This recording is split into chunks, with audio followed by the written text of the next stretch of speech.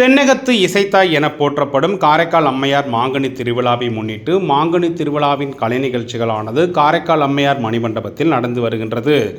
இதில் ஏராளமான கலைஞர்கள் கலந்து கொண்டு தென்னகத்து இசைத்தாயான அம்மையாருக்கு புகழாஞ்சலி செலுத்தும் வகையில் கலை நிகழ்ச்சிகளை நடத்தி வருகின்றனர். காரைக்கால் அம்மையார் மணிமண்டபத்தில் நடைபெற்று வரும் கலை நிகழ்ச்சியில் திருநள்ளாறு கலைமாமணி டாக்டர் உத்ராதேவி விட்டல் அவர்களின் வீணை இசை மற்றும் கர்நாடக இசை நிகழ்ச்சியானது நடைபெற்றது. ராகம் தாளம் பல்லவி பயிற்றகத்தின் ஆசிரியருமான உத்ராதேவி விட்டல் அவர்களுடைய வீணை இசை நிகழ்ச்சியினை ஏராளமான பொதுமக்கள் மற்றும் ரசிகர்கள் கண்டுகளித்தனர்.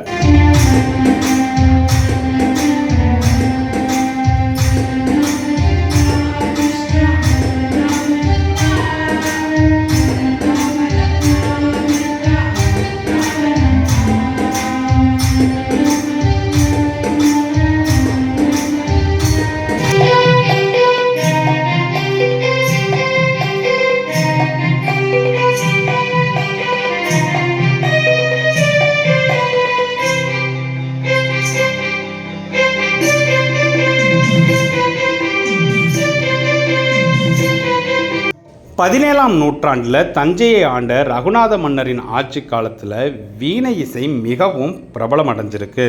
நரம்பு இசைக்கருவியான இந்த வீணை பலாமரத்தில் செய்யப்படுவது. இந்தியாவின் பழமையான இசைக்கருவியான வீணை தஞ்சாவூரில் செய்யப்படுவது கூடுதல் தகவல்களாக இருக்கின்றது.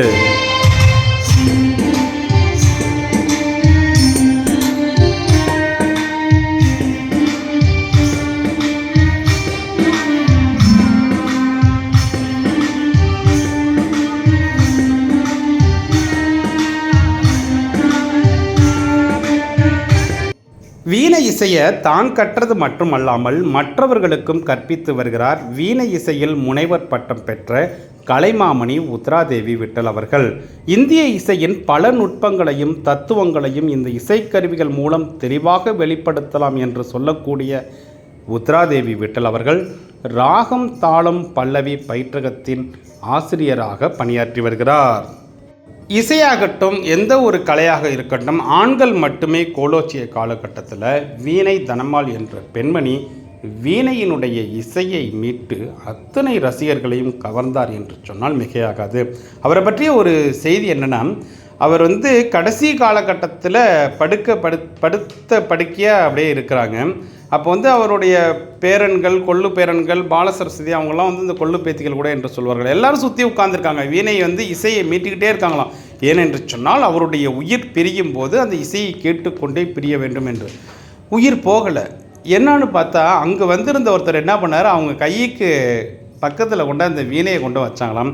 அந்த வீணையினுடைய நரம்புகளை தொட்டவுடன் வீணை தனமால் அவர்களுடைய அந்த ஆத்மாவானது பரமனின் பதத்திலே தஞ்சமடைந்தது. அப்படி என்றால் எவ்வாறு அந்த வீணையை அவர் நேசித்திருக்கின்றார் என்பதற்கு வீணை தனமால் அவர்கள் ஒரு மிகப்பெரிய உதாரணம். ஏனென்று சொன்னால் ஆண்கள் கோலோச்சிய காலகட்டத்தில் பெண்ணாலும் சாதிக்க முடியும் என்று வீணையில் சாதித்தவர்தான் வீணை தனமால். அதே போலதான் திருநள்ளாறு கலைமாமணி உத்ராதேவி விட்டல் அவர்களும் ராகம் தாளம் பல்லவி பயிற்றகத்தின் ஆசிரியராக பணியாற்றி வருகின்ற டாக்டர் உத்ராதேவி விட்டல் அவர்களுக்கு இன்னிசை குயில் என்ற விருதினை 2005ஆம் ஆண்டும் 2008ஆம் ஆண்டு கானவாணி என்ற விருதினையும் 2014ஆம் ஆண்டு புதுவை அரசின் கலைமாமணி விருது என எண்ணற்ற விருதுகளை பெற்றவர்தான் திருநள்ளாறு உத்ராதேவி விட்டல் அவர்கள்.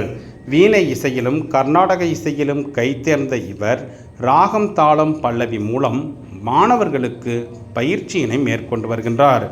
இன்றளவும் இசைக்காகவும் அந்த கலைமகள் பெற்றெடுத்த திருமகளாகவே காட்சி தருகின்றார் திருநள்ளாறு கலைமாமணி டாக்டர் உத்ராதேவி விட்டல் அவர்கள்.